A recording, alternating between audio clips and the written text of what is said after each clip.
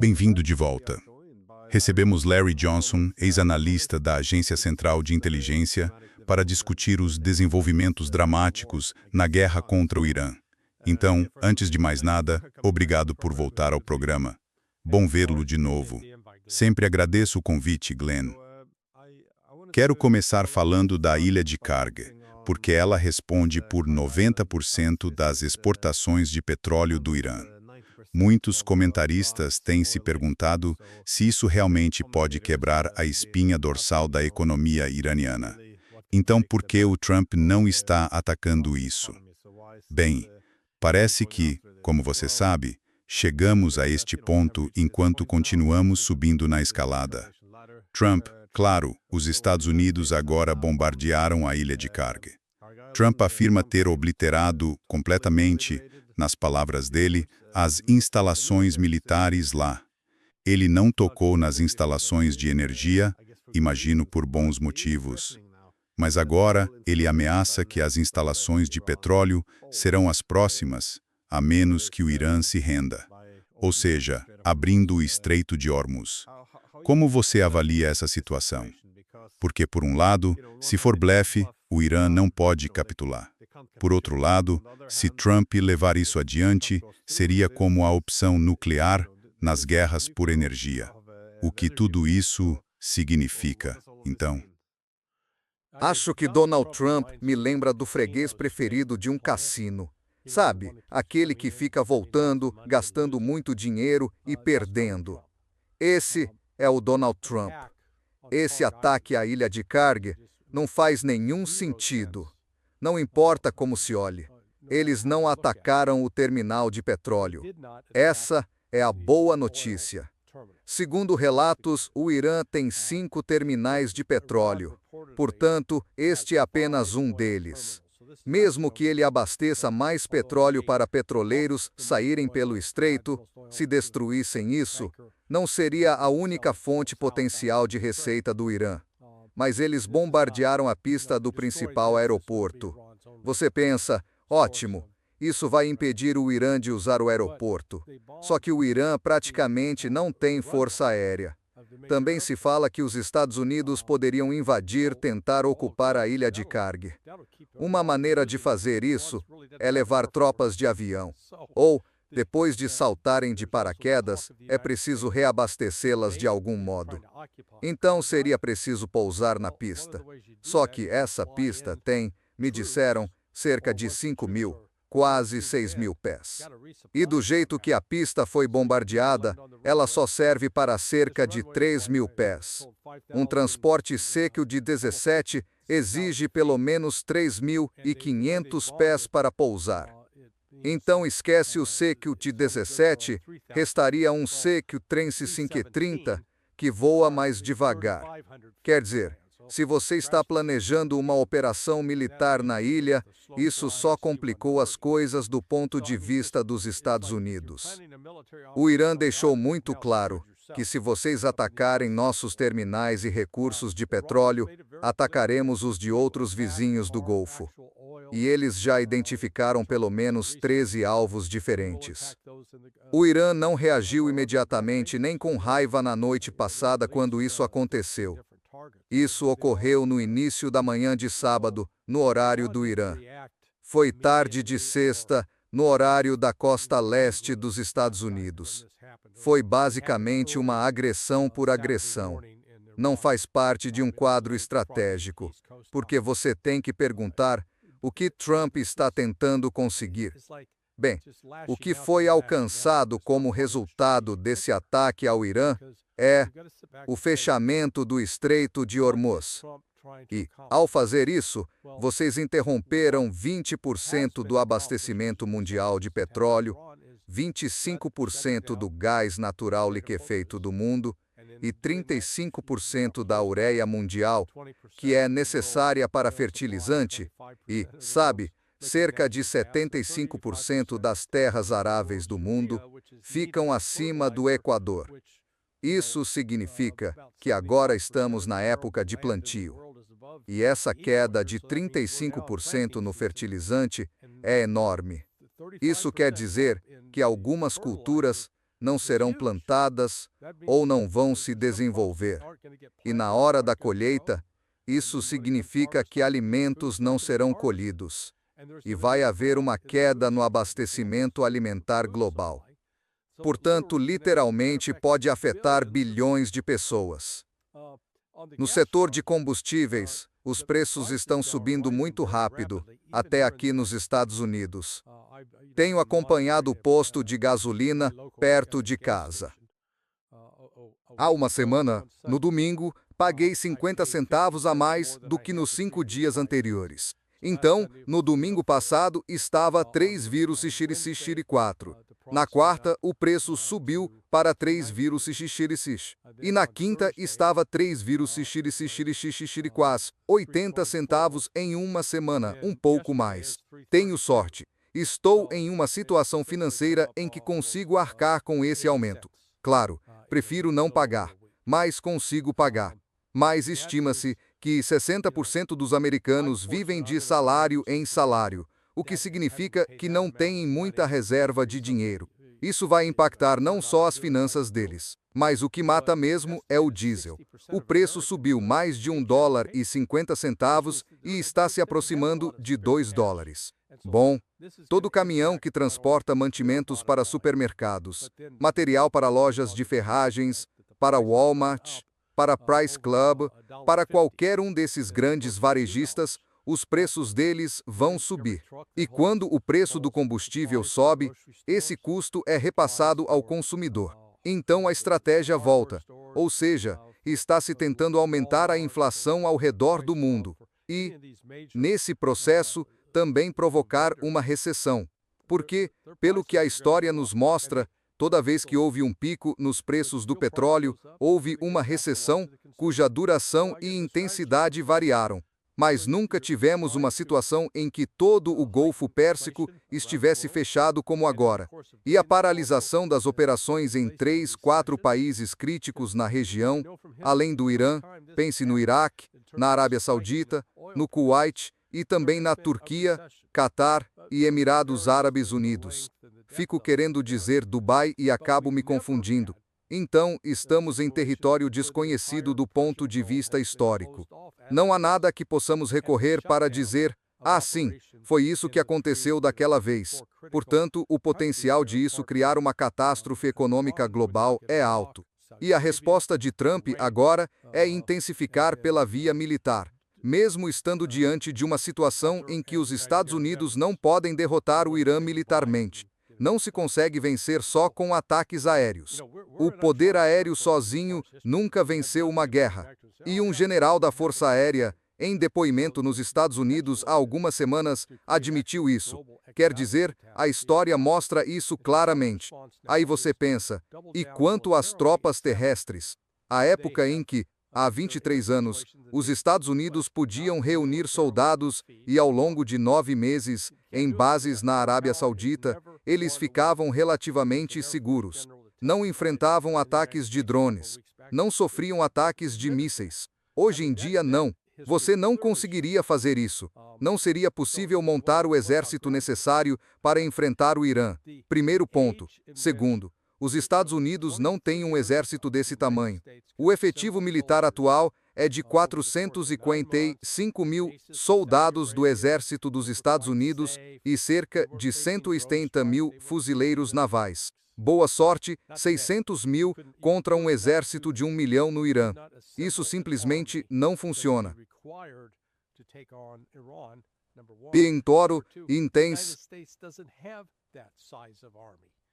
Em todo, o feteismos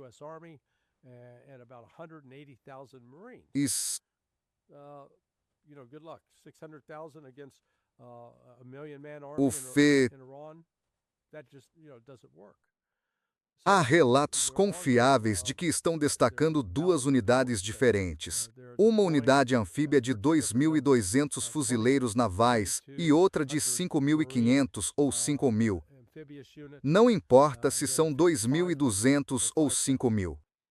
Mas o que é que eles vão fazer? A ideia de que isso vai ser como na Segunda Guerra Mundial, com os fuzileiros navais nos barcos correndo para a costa, a rampa descendo e eles avançando sob fogo. Isso não vai acontecer. Essas embarcações nem chegariam perto do Irã. Elas seriam afundadas. Então não está claro como pretendem empregar esses fuzileiros navais. Podem tentar lançar os de paraquedas em algum lugar. Mas, de novo, uma vez que você os paraquedista, como vai reabastecê-los e eles vão gastar toda a munição, comida e água que carregam em um dia. Então, se não conseguir reabastecê-los, eles vão morrer. Além disso, esses planejadores americanos aparentemente não viram a guerra na Ucrânia. E há uma razão real para não vermos movimentos massivos de tropas de nenhum dos lados. Com drones combinados com artilharia, é impossível que soldados se movam em grandes unidades. Serão dizimados. Que se passeja o... Bem, tirar o petróleo iraniano do mercado é uma coisa. Mas penso que essa retaliação em massa do Irã. Há um motivo para os iranianos não terem atacado tanto as instalações de energia dos países do Golfo, porque aí seria caça livre contra o Irã. Mas se os Estados Unidos forem atrás disso, por que o Irã se conteria? Eles basicamente incendiariam tudo, e os países do Golfo deixariam de existir, pelo menos os menores. Então é uma ameaça extremamente insana de se fazer. E uma vez feitas essas ameaças, muitas vezes é muito difícil recuar, especialmente quando você liga a televisão. Acho que Keith Kellogg também saiu dizendo, sabe, devíamos simplesmente tomar o país. Mas, uma coisa é se o objetivo for invadi-lo. A alternativa é, claro, apenas bombardeá-lo e destruí-lo por completo. Mas aí todas as instalações de energia no Oriente Médio estariam em chamas em poucos dias. Então sim, isso parece uma escalada insana. Mas Trump está sob grande pressão para fazer algo. Porque agora ele se comprometeu com essa retórica de que pode abrir o Estreito de Hormuz. Os navios deveriam simplesmente passar. Não é um grande problema. Mas, como você avalia isso? Como os Estados Unidos poderiam reabrir o Estreito de Hormuz? Não podem. Não pode. Não. Isso não pode ser feito. Bem, não pode ser feito com perdas aceitáveis. Sim, militarmente provavelmente dá para fazer. Talvez alcançar o objetivo, mas o custo em vidas e perdas físicas seria horrível. E contra navios de verdade, eles não conseguem só com ataques aéreos. Quer dizer, há cavernas e túneis ao longo daquela costa.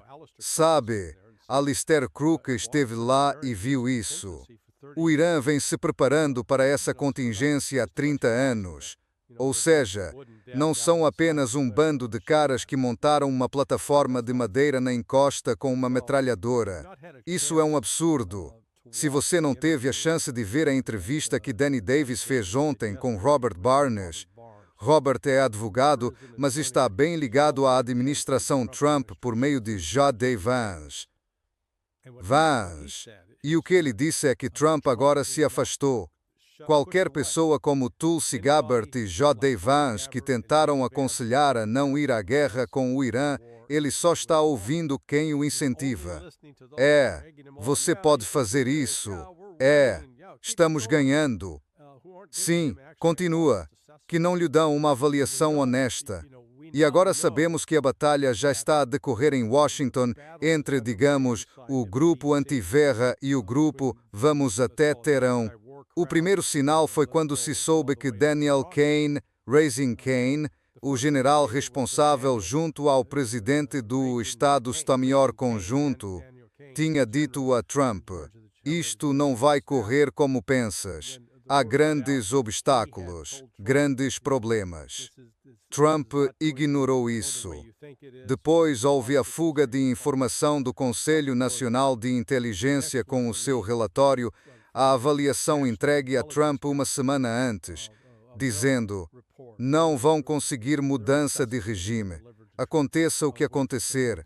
E então, quando começaram a surgir fugas a dizer que Trump está a afastar pessoas, não foi só Robert Barnes, ou que as perdas que os Estados Unidos estão a sofrer são maiores do que se dizia, essas informações começaram a chegar à imprensa.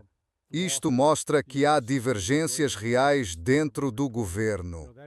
Nem todos estão a remar para o mesmo lado nisto. As mentiras do Pentágono também começam a ser expostas. Sabes, aquele KC-1335 que foi abatido, deixem-me sublinhar, foi abatido, não se despenhou. O Pentágono afirmou que se tinha despenhado. Então é preciso dar um passo atrás e dizer: ok, explica como é que ele se despenhou. Os aviões podem despenhar-se na descolagem por avaria de motor ou por excesso de carga, mas este não se despenhou na descolagem. Ou podem despenhar ao-se a aterrar por causa de ventos cruzados fortes, de novo excesso de peso a bordo, ou alguma avaria mecânica na aproximação final. Mas aviões a voar a 25 mil em pés simplesmente não se despenham, sobretudo se não houver mau tempo. Sabes, eles simplesmente não caem do céu. Bem, este foi abatido. Portanto, estão a mentir sobre isso. Estão desesperados por uma solução militar. Trump está convencido de que pode ganhar isto. E qualquer um que tenta dizer-lhe o contrário é afastado. Isto é como a loucura de Rei Lear, voltando a Shakespeare. Sim, a retórica de Trump está a ficar um pouco desenfreada. Outra vez, ele já declarou vitória. Se estás a ameaçar atacar a ilha de Karg e sabes qual será a retaliação, todas as infraestruturas energéticas e os estados do Golfo vão arder e os mercados de energia e a economia mundial vão por água abaixo. Basicamente, só se fazem essas ameaças se já tiveres vencido. Isto é uma escalada imensa. Mas há também outra retórica em jogo. Ouvimos que, ele tuitou que o Irã estava prestes a tentar dominar todo o Médio Oriente, a menos que os Estados Unidos tivessem de atacar o Irã, o que parece uma tentativa desesperada de fazer a guerra parecer defensiva ou até legal. Porque acho que as pessoas investigam estas coisas. Não necessariamente investigam se houver um grande sucesso. Mas quando há um fracasso, as pessoas vão investigar isto. Mas também um dos pontos de conversa agora tem sido essas células adormecidas iranianas e o possível ataque surpresa à Califórnia. Suponho que é para rotular o Irã como um Estado terrorista que também poderia praticar terrorismo contra os Estados Unidos. Então, por que não os ligar ao 11 de setembro? Como é que se explica isto? Especialmente as células adormecidas e o possível ataque aos californianos. Pois bem, vamos tratar do ataque à Califórnia. Como é que os drones vão chegar lá? Quer dizer, de onde vão ser lançados esses drones? A partir da costa? Sabes, um dos barcos inexistentes na marinha iraniana. E, segundo Trump, a marinha foi destruída, portanto já não têm um navio que possa transportar drones e ficar ao largo da costa da Califórnia e lançar conos contra a Califórnia. Certo? Isto lembra, sabes, os japoneses a atacar a costa oeste dos Estados Unidos na Segunda Guerra Mundial, alegando: estávamos preparados para isso. Não ia acontecer, mas, ainda assim, alegavam estar preparados para isso. Agora já recorreram a esta história assustadora sobre células adormecidas iranianas tantas vezes. Basta voltar e ver, temos 46 anos de dados sobre o apoio iraniano ao terrorismo. E isso simplesmente não sustenta a narrativa. O Irã não tem se esforçado para atacar ou confrontar publicamente os Estados Unidos. Na verdade, European Union diria que todos os ataques atribuídos ao Irã ou a seus procuradores contra os Estados Unidos foram em retaliação a ações americanas, como o bombardeio das casernas dos fuzileiros navais em outubro de 1983. Isso foi em resposta aos encouraçados dos Estados Unidos naquela época. Ainda tínhamos o encouraçado New Jersey. Eles estavam na costa lançando projéteis no Vale de Bacal, matando ciitas. E isso, na verdade, não foi obra de um procurador iraniano. Foi realizado pelo Amal, um antigo grupo ciita no Líbano que já atuava lá. Eles se formaram em 1972, 7 anos antes da criação da República Islâmica do Irã. Não houve um único ataque terrorista nos Estados Unidos nesses 46 anos que pudesse ser ligado diretamente ao Irã ou a um procurador iraniano. Nenhum. Mas sempre inventaram essas histórias para justificar porque precisamos tornar o Irã um inimigo. E, ao mesmo tempo, os radicais islâmicos que executaram ou tentaram atentados estão ligados ao Estado Islâmico, um grupo sunita. A vertente xiita do Islã não é muito adepta de atentados suicidas. Não valoriza esse tipo de sacrifício fanático. Enquanto a corrente takfiri do Islã sunita al-Wahhabita acabamos de ver isso, houve uma tentativa de atentado outro dia. 2 caras na cidade de Nova York. Foi o Estado Islâmico, não o Irã. Apontaram para um sujeito no Texas que apareceu e atirou num bar, matando, acho, 14 pessoas ou pelo menos 4. Ele, de forma alguma, agiu por ordens do Irã, porque não é assim que o Irã opera. E, na realidade, quando se vê qual país tem praticado ataques terroristas contra o outro, são os Estados Unidos. Financiamos e reabilitamos a organização dos Mujahedin do povo do Irã, que vem realizando ataques terroristas dentro do Irã há mais de 30 anos. Então, é uma manipulação política. Foi desenhado para manipular a opinião pública, reforçar a narrativa contra o Irã, sem permitir que os americanos façam uma análise objetiva do que se... Sim, achei estranho quando o Irã teve de ser, digamos, vendido como o maior patrocinador do terrorismo no mundo. E eles precisam reforçar o argumento, referindo-se a bombas nas estradas no Iraque contra as forças de ocupação dos Estados Unidos. E então voltar ao Líbano em 1982, quando a World Technical Service, acho, realizou o atentado lá. Não convence muito listar o Irã como o patrocinador do terrorismo no mundo.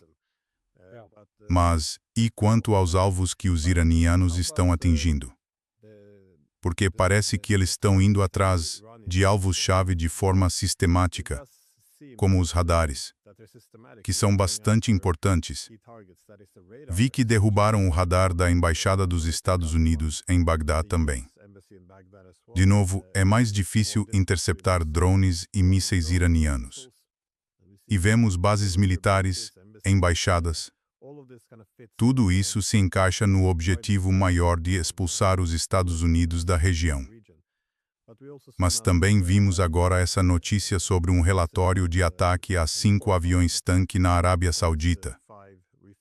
Acho que eram os aviões-tanque K-135. Trump só chamou isso de notícia falsa, mas novamente lhe diz muita coisa. Não. European Union soube disso antes de ser noticiado. E não foram apenas danificados, foram destruídos. E a realidade agora é que o sistema de defesa aérea na base aérea Prince Sultan não está mais intacto. Não funciona. Então a base aérea Prince Sultan está basicamente exposta e vulnerável a ataques iranianos. E os Estados Unidos estão tendo que retirar suas tropas de lá, o pessoal da Força Aérea, porque não estão protegidos. Eles estão em tendas. Então estão muito vulneráveis a um ataque. A perda desses 5 aviões-tanque é mais um exemplo de que o Irã tinha um plano de batalha em mente.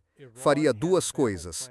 Primeiro, enfraquecer e tentar expulsar as forças dos Estados Unidos do Golfo Pérsico, destruindo suas bases. Segundo, derrubar os sistemas de radar críticos para detectar lançamentos do Irã e monitorar ameaças aéreas e marítimas. Eles fizeram isso. Fizeram isso nos primeiros 4 dias. E apesar das alegações de que tínhamos sistemas robustos de defesa aérea ao redor das bases, um dos radares foi abatido por um drone Garand, não exatamente um míssil de alta velocidade. Então, o terceiro objetivo deles era enfraquecer Israel economicamente e militarmente, destruir sua infraestrutura. Acho que vale notar que o Irã, apesar dos ataques maciços de mísseis contra Israel, não tem tentado infligir grandes baixas civis até agora. Porque alguém disse: isso é só porque Israel está censurando essa informação. Não. Se o Irã realmente estivesse mirando escolas com crianças, por exemplo, e as matando, Israel tornaria isso público. Na verdade, European Union, me surpreendo que Israel nem tenha inventado essa história para tentar angariar mais opinião pública contra o Irã. Então o Irã tem sido bastante cauteloso nesse aspecto. Mas também há a estratégia de olho por olho. Se atacarem nosso petróleo, atacaremos o de vocês. Se atacarem nossos bancos, atacaremos os de vocês. E então, em Dubai, eles atingiram um prédio do Citibank, ou pelo menos o acertaram. Não destruiu o prédio, mas era um daqueles arranha-céus grandes e sofreu uma explosão considerável. A área que, curiosamente, eles não retaliaram foi quando a usina de dessalinização deles foi atingida. Ela responde por apenas cerca de 8% da água no Irã, então não é um recurso crítico. Mas eles, até agora, se recusaram a atacar as usinas de dessalinização na Arábia Saudita, no Catar, nos Emirados Árabes Unidos, no Bahrein e no Kuwait. Certo, reconhecendo que isso poderia, de fato, pôr em risco milhões de pessoas e criar uma catástrofe humanitária. Osatesi istotaros e nação taros e noltaro ou sobolotaro ou soltaro bolotaro, não mais per sobolotaro, ou aneishi, e siratari são darusi, se donotaro são taru totaros, e sirtarusi, sobolotarusi, nesse pasidid soltaros e pão para espécies, e não totu pesistacaros e exceto mas encolsaras e sobolotaros e sobolotaras e tecer, citonatari, e sataro, e sataram, e sataro, sobolotaro. Portanto, acho que o Irã está sendo cauteloso quanto a isso.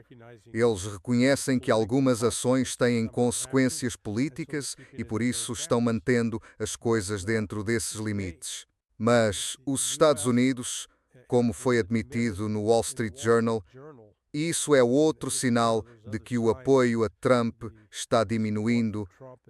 Disseram que subestimaram gravemente. Eles nem sequer levaram em conta a possibilidade de o Irã fechar o Estreito de Hormuz. Os iranianos têm muito mais mísseis balísticos do que supusemos. Wallis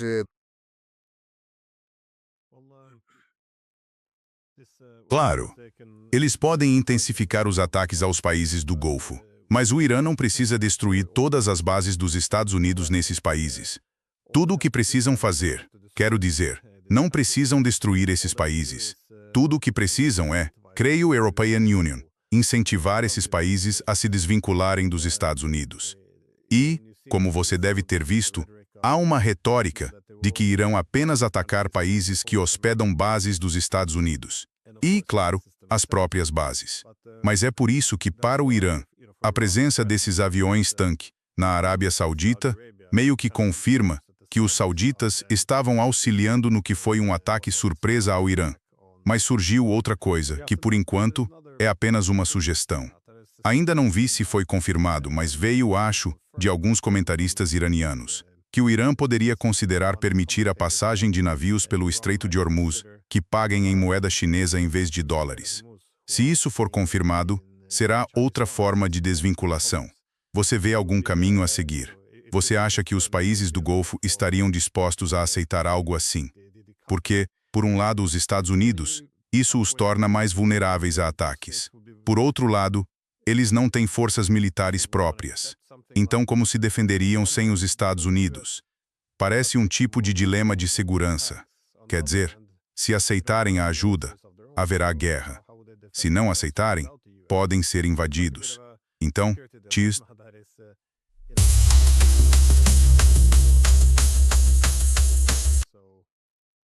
Sim, acho que, pelo menos no caso da Arábia Saudita, há uma reavaliação em curso, reconhecendo que fizeram um pacto com o diabo, com os Estados Unidos, lá nos anos 70. Quando os Estados Unidos abandonaram o padrão ouro, convencemos os sauditas a aceitar o dólar como principal meio de pagamento pelo petróleo.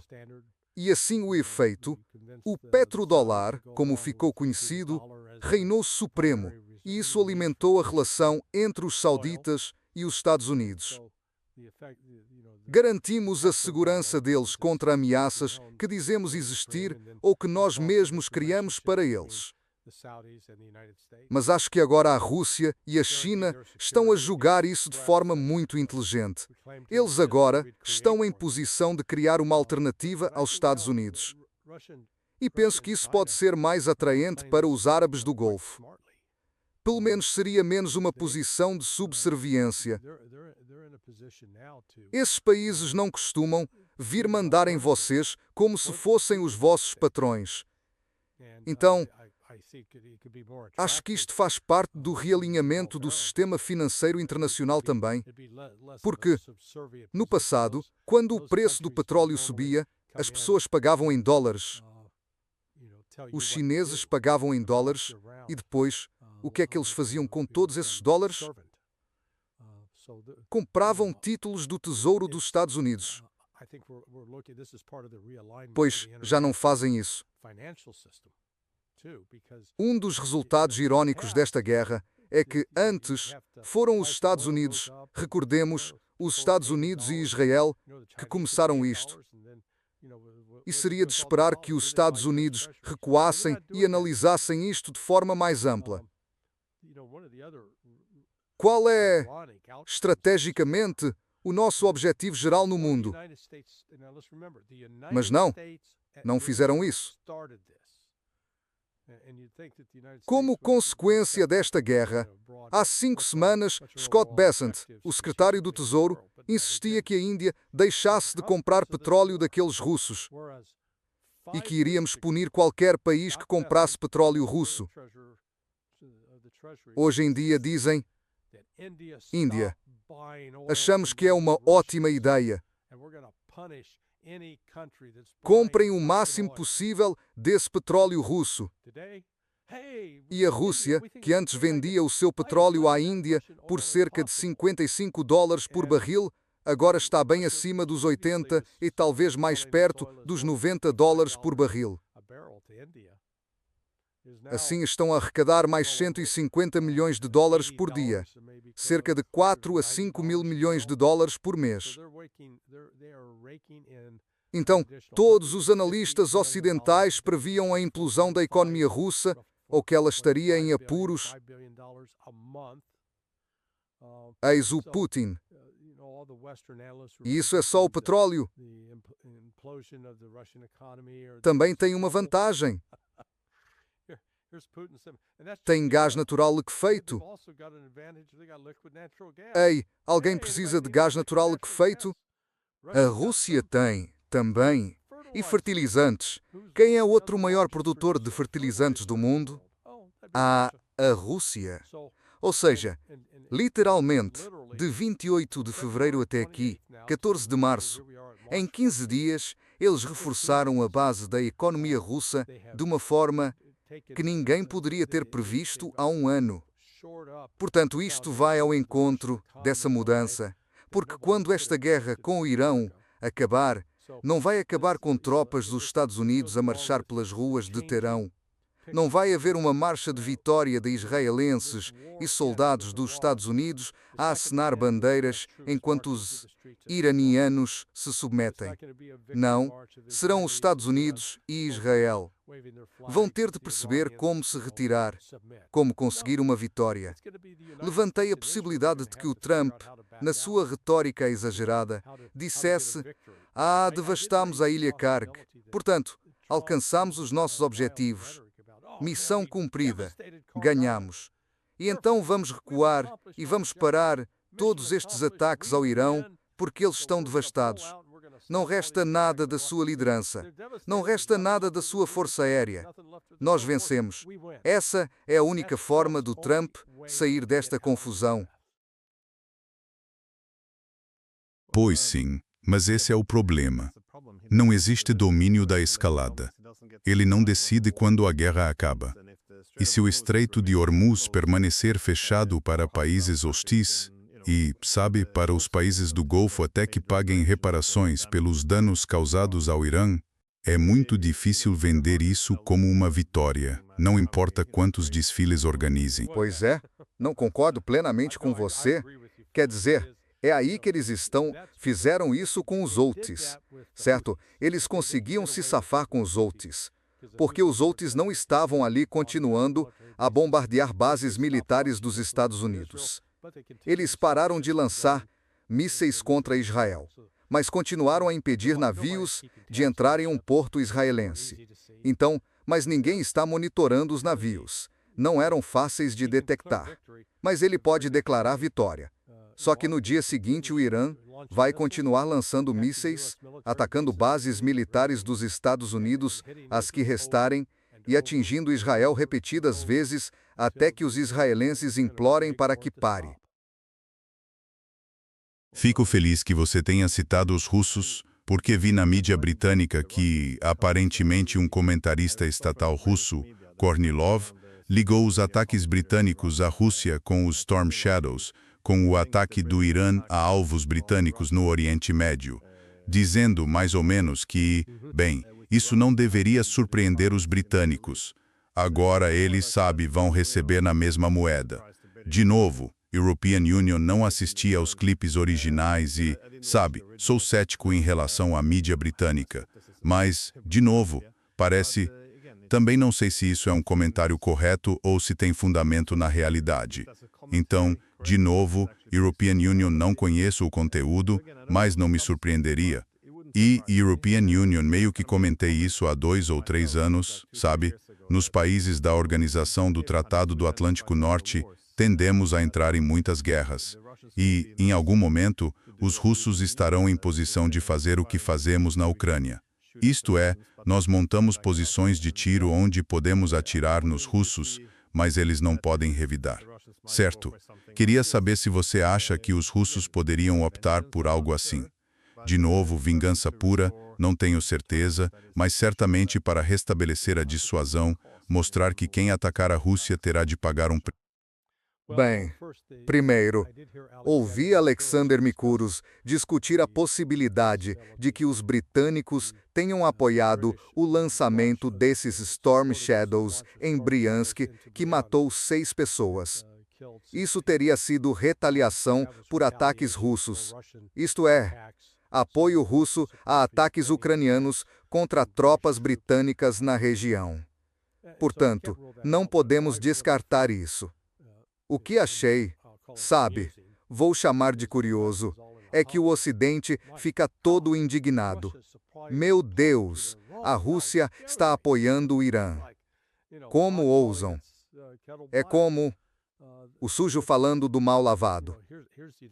Os Estados Unidos e os países da Organização do Tratado do Atlântico Norte, por mais de 4 anos, não só forneceram armas, como também inteligência, dados de vigilância e de reconhecimento.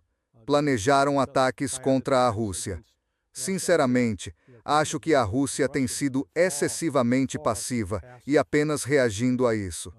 Sabe, acho que chegou a hora de a Rússia avisar os Estados Unidos e os países da Organização do Tratado do Atlântico Norte que qualquer aeronave de reconhecimento, mesmo em espaço aéreo internacional, se estiver em posição de coletar dados sobre a Rússia e fornecer essas informações à Ucrânia, será abatida. Essas agora são alvos. Isso significa que existe efetivamente um estado de guerra entre a Rússia e o Ocidente para forçá-los a recuar. Eles têm de entender. Eles não podem sair impunes desse jeito. E, sabe, os motivos da Rússia em ajudar o Irã não são por vingança contra o Ocidente pelo que fizeram com eles na Ucrânia. É justamente o contrário. O Irã é um nó estratégico, um nó crítico no mundo multinodal.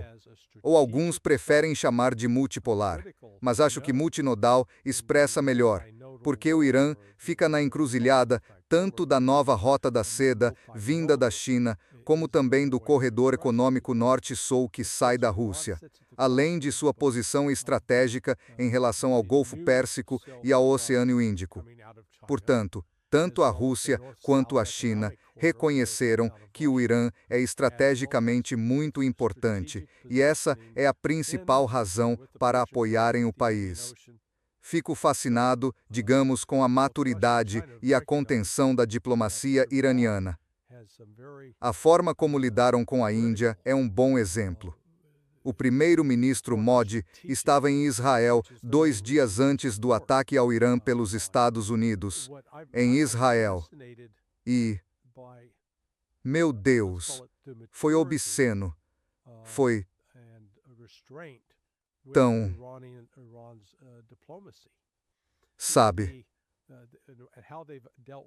como se você pudesse assistir algo na televisão e acabar com diabetes. Isso seria o suficiente. Quer dizer, era tão doce e meloso. Ele era bajulador. Fazia de tudo, praticamente dando a Benjamin Netanyahu uma massagem nas costas. E ele disse que tinha uma aliança estratégica com Israel. Desaégico, cassiço e is.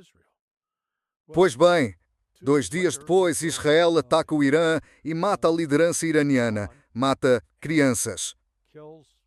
E então, quando o Irã fecha o Estreito de Hormuz, de repente, houve um grande nervosismo na Índia. Meu Deus, porque 80% do petróleo deles vem do Golfo Pérsico. O que eles fariam? Na verdade, European Union realmente pensei que o Irã... Veja, a Índia é um dos países fundadores do grupo formado por Brasil, Rússia, Índia, China e África do Sul, e ao se alinhar com Israel de forma tão pública, estava realmente prejudicando seu outro parceiro desse grupo, o Irã. Mas, em vez disso, o Irã jogou de forma bastante madura. Eles voltaram e disseram: não, se for um navio com bandeira indiana, se for um navio transportando petróleo para a Índia, será permitido passar, e isso pode ter tido a ver com o fato de que, obviamente, a Índia terá de pagar o preço integral. Eles não o obtêm barato como antes, mas isso mostra que a República Islâmica do Irã não é essa fera terrorista que o Ocidente pinta e, como o European Union disse antes, eles também não atacaram as estações de dessalinização e os ataques têm sido relativamente limitados. Eles têm procurado evitar atingir alvos puramente civis em todos os países do Golfo. Agora, o capacho dos Estados Unidos em Bahrein, ou, segundo relatos, o rei fugiu, o governo barinita continua a adotar uma postura muito adversarial em relação ao Irã.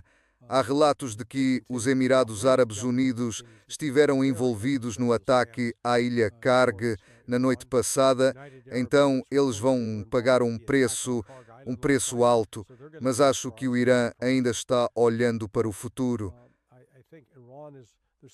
Nós, em última instância, queremos reparar as relações com esses países, mas vamos tirar os Estados Unidos. Os Estados Unidos terão de deixar essa região como parte de qualquer acordo para esta guerra. E até que essa guerra seja resolvida, o Estreito de Hormuz vai permanecer fechado e o mundo, acredito, enfrentará uma depressão global, não apenas uma recessão. Acho que, bem, esse tipo de exigência é compreensível, mas ao mesmo tempo não pode ser atendido pelos Estados Unidos. Portanto, isso é meio que uma receita para uma guerra longa. Mas a European Union também concordo com você sobre a Índia, porque eles jogaram algumas cartas errado, permitiram-se ceder à pressão dos Estados Unidos em reduzir as compras de petróleo russo. Mas agora, é claro, os americanos dizem: espera, talvez vocês devessem fazer isso afinal. Mas, por causa do desconto, agora esse petróleo tem um preço elevado. Então pode não ter sido uma grande jogada.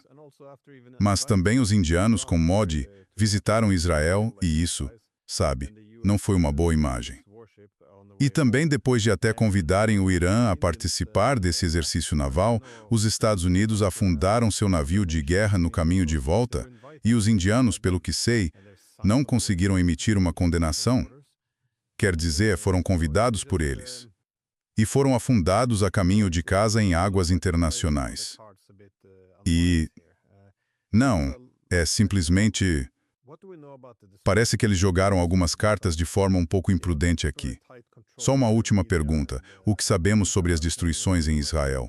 Porque eles mantêm um controle muito rígido sobre a mídia e acho que nossos jornalistas no Ocidente são bastante obedientes ou leais a essas restrições sobre revelar perdas ou destruição dentro de Israel, mas o que sabemos até... Bom, sabemos pelo que não estamos vendo. Deixe-me explicar. Se European Union, digo que está tudo bem, mas você não pode vir tirar fotos, não pode vir olhar. Isso já indica que nem tudo está bem. Eles desligaram os satélites públicos, capazes de captar imagens em tempo real de Israel. Foram desligados. Eles não estão mais fornecendo esse serviço. Agora, vocês viram que a CNN foi autorizada a entrar no Irã e reportar. Eles não foram impedidos com "não pode filmar, desligue a câmera". Não, eles foram autorizados. Pareceu ter acesso bem amplo. Isso me diz, e pelo que European Union vi, que algumas imagens aparecem todo dia. Tivemos, acho que já são 42 ondas de ataques com mísseis contra Israel desde 28 de fevereiro. Isso é enorme. Ou seja, cerca de 3 ondas de ataques por dia. E agora estão carregando ogivas de 2.000 libras ou superiores a 3.000 libras. Isso definitivamente está causando danos em Tel Aviv e Haifa. O porto foi atingido. Relatos dizem que a refinaria de petróleo também foi atingida. Apareceram imagens ontem à noite de Nevatim, a base da Força Aérea no deserto do Negev. Portanto, Israel não aguenta esse tipo de bombardeio. E as pessoas perguntam, e o Irã? O Irã é tipo o quê? 15 vezes maior que Israel? Israel concentra 55% da sua população em apenas 2 cidades, certo? Agora, por maior que Teherã seja, com, sei lá, 10 a 12 milhões de pessoas, e alguns dizem que, com a área metropolitana, chega a 15 milhões, certo? Tem 15 milhões. Ainda existem outros 75 milhões espalhados pelo país, em várias cidades e vilarejos. E as 9 maiores cidades seguintes no Irã são... todas têm cerca de 1 a 2 milhões, então não há essas enormes áreas metropolitanas. A população está, na verdade, relativamente dispersa. Ou seja, Se Irã e Israel estão disparando a mesma quantidade de munições um contra o outro todo dia, Israel vai se degradar mais rápido do que o Irã. E Israel vai chegar a uma posição em que não poderá sustentar isso, o que levanta a questão: eles vão querer usar uma arma nuclear? Existe essa possibilidade. E European Union até escrevi um artigo sobre a teoria dos jogos por trás disso. Basicamente, a solução pela teoria dos jogos é: se Israel está ameaçando usar uma arma nuclear, a melhor resposta para o Irã é produzir imediatamente uma arma nuclear. Se eles tiverem uma capacidade nuclear demonstrada, isso vai forçar os Estados Unidos e Israel a mudar seus cálculos, porque Israel, em particular, não pode mais correr o risco de lançar um ataque nuclear contra um Irã armado nuclearmente, porque o Irã poderia então revidar e destruir, literalmente destruir, Israel.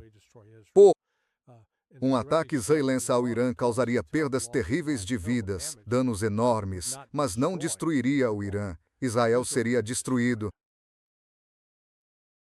Bem, European Union, acho que o território iraniano deve ser cerca de 75 vezes o de Israel ou algo assim. É realmente enorme. Então sim, claro que também há a população, com cerca de 90 milhões de pessoas. Então isso exige muito mais poder de fogo. Mas sim, essa é a grande coisa que simplesmente me intriga. Eles continuam fazendo essas exigências, ultimatos, blefes, que essencialmente exigem que o Irã capitule, como abandonar os mísseis balísticos. E então ficam com a opção que o Irã previsivelmente não aceitaria e não pode aceitar. Então, ou eles deixam sua credibilidade fraquejar, ou têm de aumentar a escalada, o que só vai piorar as coisas. Então dá para ver o caminho destrutivo em que estamos, e ainda assim, ninguém faz nada sério para acabar com isso. E, novamente, dado que o Irã quer o fim da presença dos Estados Unidos na região e compensações, vai ser difícil. E a eliminação das sanções. E veja, acho que estamos presenciando algo inédito na história. Um país conseguir cortar e fechar um elo econômico crítico e tem controle sobre ele. E o resto do mundo, ou os países mais afetados, não conseguem reverter isso sem arcar com um custo terrível que não estão dispostos a pagar. Esse custo seria perda de vidas e de navios. Seria muito devastador para os Estados Unidos e para o Japão. E outra coisa interessante que está se desenrolando agora é o que está acontecendo com Taiwan. Taiwan vai ficar sem energia em 10 dias. O que eles vão fazer? Então toda essa produção de chips que existe lá vai parar. Eles não têm energia. Eles terão que encontrar uma fonte alternativa. Qual seria essa fonte? A China? A Rússia? A China ganhou agora mais influência sobre Taiwan. Isto é, sabe, xadrez em 5 dimensões. Os efeitos em cascata por toda parte. Na verdade, European Union nem pensei nisso quando ouvi que fecharam o estreito. Pensei logo que isso seria ruim para o petróleo. Quando comecei a pesquisar e vi a exportação de ureia, European Union não tinha ideia de que representava 35% do fornecimento mundial. Meu Deus, isso é significativo. De repente, você começa a ver que toda essa estratégia coloca o Irã numa posição em que poderá ditar os termos da rendição. Porque, apesar do discurso duro dos Estados Unidos, a dor econômica vai se tornar tão grande para muitos países alinhados com os Estados Unidos. Os países alinhados com a Rússia e com a China vão ficar bem, porque a Rússia é uma fonte alternativa ao Golfo Pérsico, e isso vai fortalecê-la ainda mais, tanto economicamente quanto politicamente. Os países que agora aparecem estão dependendo da Rússia para fornecer gás, petróleo e fertilizantes. Isso gera mais boa vontade para os russos. E o que os Estados Unidos fizeram? Os Estados Unidos iniciaram uma guerra que causou sofrimento a todos esses países. Então, quando formos bater à porta deles, eles não vão nos atender. Além disso, se o Irã fosse o único adversário, os Estados Unidos poderiam talvez investir mais recursos, tanto em vidas quanto em recursos. Mas, como você sugeriu, Trump nunca encerrou a participação dos Estados Unidos na guerra contra a Rússia, a guerra por procuração através da Ucrânia, e também nunca pôs fim à guerra econômica nem às ameaças e ao acúmulo militar na competição com a China. Então, atacar os três ao mesmo tempo tornaria uma derrota no Irã muito mais grave. Até os piores inimigos dos Estados Unidos não quereriam ver uma derrota excessivamente humilhante, porque isso não seria fonte de estabilidade. Estou preocupado com o que está por vir. Como sempre, meu amigo, muito obrigado por dedicar seu tempo. Tem alguma observação final? Sim, quero voltar ao assunto do terrorismo. Consultei as estatísticas de 2017, só para reforçar essa ideia de que o Irã é o principal patrocinador do terrorismo no mundo. E essas são, na verdade, as estatísticas de 2016 e 2017. Em primeiro lugar, o Estado Islâmico do Iraque e da Síria. E essas estatísticas não incluíam o Irã. Ramos do Estado Islâmico, como Al-Nusra e Hayat Tahrir al-Sham, isto aqui é estritamente o Estado Islâmico. Mortes totais em 2017, 4.350. Em 2016, 9.080, ou seja, mais de 13.500 mortos pelo Estado Islâmico, que ficou em primeiro lugar. Em segundo vieram os Talibã, com cerca de 7.200 mortes nesses 2 anos. Em terceiro lugar, estava o Al-Shabaab, novamente sunita, não cita. Eles mataram mais de 2.100 pessoas nesses 2 anos. A lista inclui o Partido Comunista Maoísta da Índia e o Partido Comunista da Índia, marxista. Eles de fato ficaram em quarto lugar em 2016 e 2017. E em quinto veio Boko Haram, outro afiliado ao Estado Islâmico. Não havia nenhum grupo iraniano ali, nenhuma organização apoiada pelo Irã. E isso foi assim todos os anos, exceto que, nas estatísticas de 2023, eles incluíram o dia 7 de outubro e o Hamas apareceu entre os 10 maiores naquele ano. Mas sabe, esse argumento, a demonização do Irã como um Estado terrorista é uma mentira abominável. E um último ponto.